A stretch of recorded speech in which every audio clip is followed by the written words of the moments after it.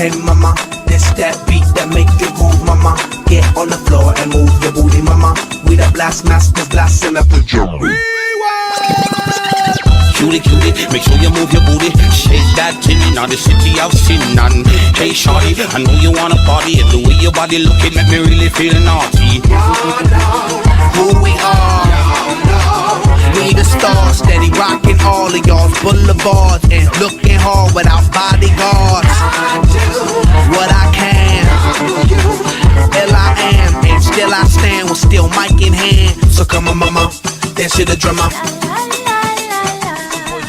Right here, hanging out with Hip Hop Enquirer. Keep it right here. It's good, man. Good, good. So you know, right now we had a little addition to your jewelry collection. That's right. What's going on with that? I just got blessed by a baby who just pulled this out of his back pocket, as you do, you know, and he gave me this piece to welcome me into the family. CMB right there. That's Black Diamonds. Black Diamonds, of course, and the Young Money tag right there.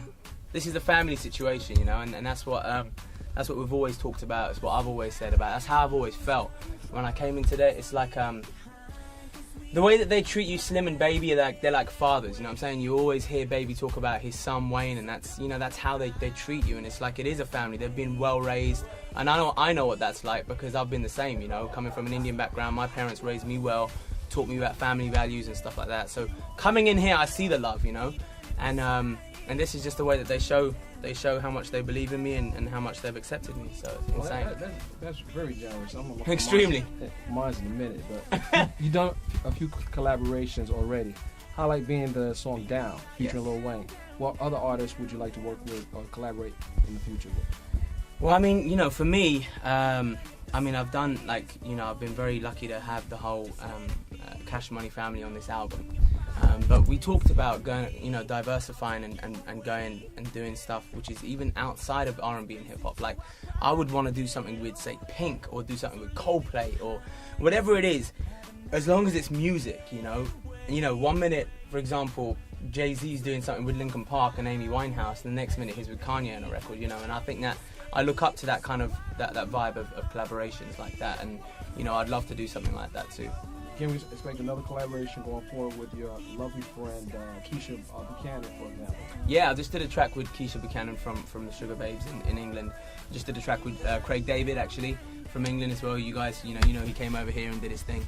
And Sean Paul and Little John, I did a track with them. But really, like, for me, if I had my choice of MCs to work with, it would be Jay-Z would be number one.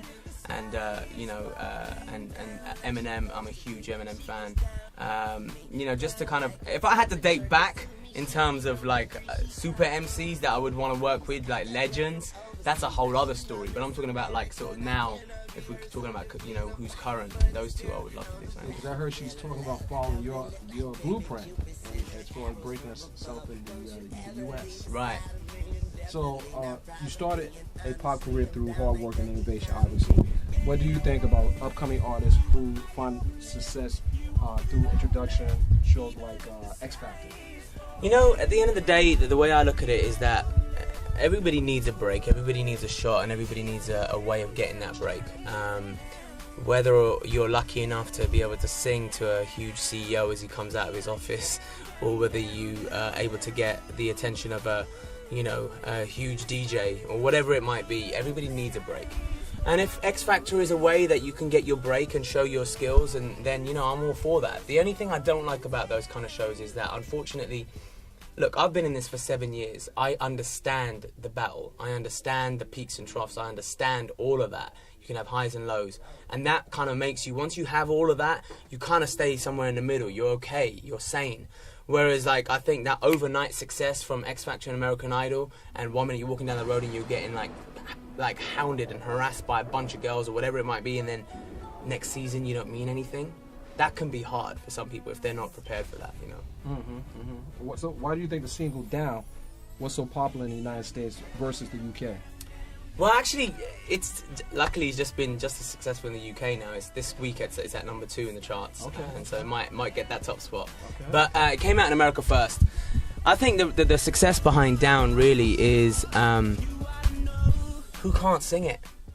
Who can't sing that song, you know? And I didn't try to be too clever on that song. I just wanted to write a song which was fun, something fresh, something young and you know, and just light, something that people could just have fun with. And I just think that in a time where we're all too caught up in all the negative things that are going on in the world, and it's hard times for everybody, Down was a song which, when it comes on, even if you're a 16-year-old girl who lives in Wisconsin, or you're a 45-year-old mum who lives in Australia, you can be like, oh, I like this song, let me have some fun with this, put it up, sing along, and wild out and be stupid. And that's the joy of the song. When I listen to that song, I think about Lionel Richie's Dancing in the Night right, song. Exactly. And it has that same kind of vibe. Everybody's a real party song. Yeah, it's party and it's fun, and it ain't nothing too heavy, and that's what I tried to do on this song. So, you took a risk when you jumped from labels from Virgin, but I respect, you keeping it going. Did you find yourself having to dilute your music coming over to the US? Not at all. The opposite. For me, I found that when I came over to the US, I had the freedom to do what I wanted to do, because you guys are a lot more open here. You have a lot more diversity. Something like, you have the heavy R&B sounds of someone like, say, Maxwell or Music Soul Child or Glenn Lewis, but then you have the more pop R&B sounds of, say, someone like Neo and Justin and myself. And I just feel like there's a lot more diversity. There's a lot more room where you can take the style of singing, the R&B soulful way of singing, and write any type of song with that. And it's a lot more open to it. And whereas in England, urban music or R&B music, it's not until now where it really had a chance to get that high up the charts. Whereas in America, at any one moment, you can look at the top 10 billboards. There's going to be an R&B joint in there. Oh, of course. You know. Now, working with. You've been working with a lot of producers in the States right now for your album, or have you been working with more producers? I've actually stayed with the same producers that I wanted to stay with since my second album, because my theory was, if it ain't broke, don't fix it, you know? And I definitely didn't want to come over to America and lose the sound or the vibe that I had already built 7 years working on, because I think the problem is that a lot of the time when you come to a different territory, especially when someone tries to come over to America, the whole world wants them to fail in a way. It's really sad, but they kind of want to look for something.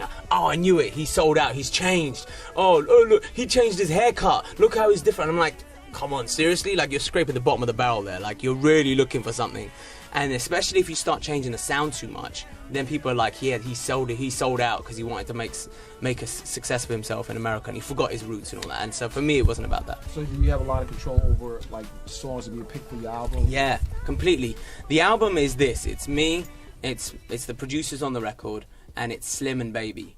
And we make all the decisions, you know, and we have the support and the love of Universal Republic, who puts us out, and you know they're incredible to work with. But really, like, nobody gets involved, and that's what the beauty of it is, because I think Cash Money have shown themselves in their success. Millions of singles and millions of albums that they've sold. They clearly know what they're doing, and they know their fan bases, and they know that I know mine too. So us all together, that's the project right there.